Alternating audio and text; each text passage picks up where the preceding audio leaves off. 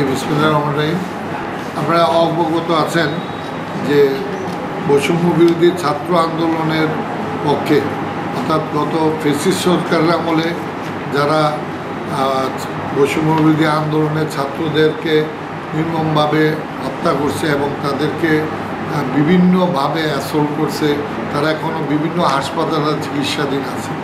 এখন আমরা যারা সরকারি আইন কর্মকর্তা আছি, আমরা সকলকে নিয়ে আমরা মিটিং করে তাদেরকে একটা দিক নির্দেশনা দিয়ে দিয়েছি যে কেউ কোনো বৈষম্যবিরোধী ছাত্র আন্দোলনের আসামি পক্ষে কোনো মামলা করতে পারবে না এবং কোনো রকমের সহযোগিতা করতে পারবে না।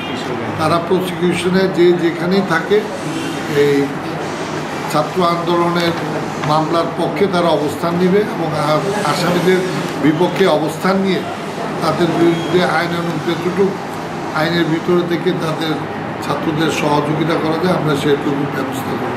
ইদানিং ফ্যাসিস্ট সরকার দেখা যাচ্ছে কিশোর গ্যাংয়ের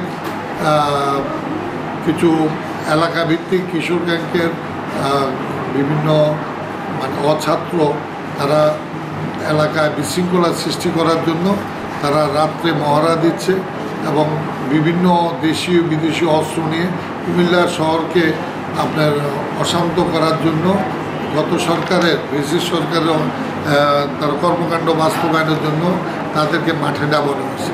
আমরা এই বিষয়টাও আমাদের আলোচনায় আমরা নিয়েছি যে বৈষম্য বিরোধী ছাত্রদের বিরুদ্ধে যারা মামলা যাদের কর্মকাণ্ড করেছে তাদের বিরুদ্ধে যেরকম আমরা আসামিদের পক্ষ নিব, তদ্রুপ কিশোর গ্যাংয়ের পক্ষেও আমরা কেউ যাব না। আমাদের জিরো টলারেন্স যে আর বৈষম্যবিরোধী ছাত্র আন্দোলনের আসামিদের পক্ষেও কেউ যাবে না এবং এই সরকারেরই দোষর তারা কিশোর গ্যাংয়ের দিয়ে সমাজকে অসন্তুষ্টিশীল এবং আইনের শাসন ব্যত্যয় করার চেষ্টা করছে, তাদের বিরুদ্ধে আমরা অবস্থান নিব। আমরা কারণে এই ব্যাপারে কোনো সহযোগিতা আইনগত সহযোগিতা করব না। তারা কাগজ দিয়ে আপনার ডিস্ট্রিক্ট হ্যাঁ আশা করে আরো বড় কাজ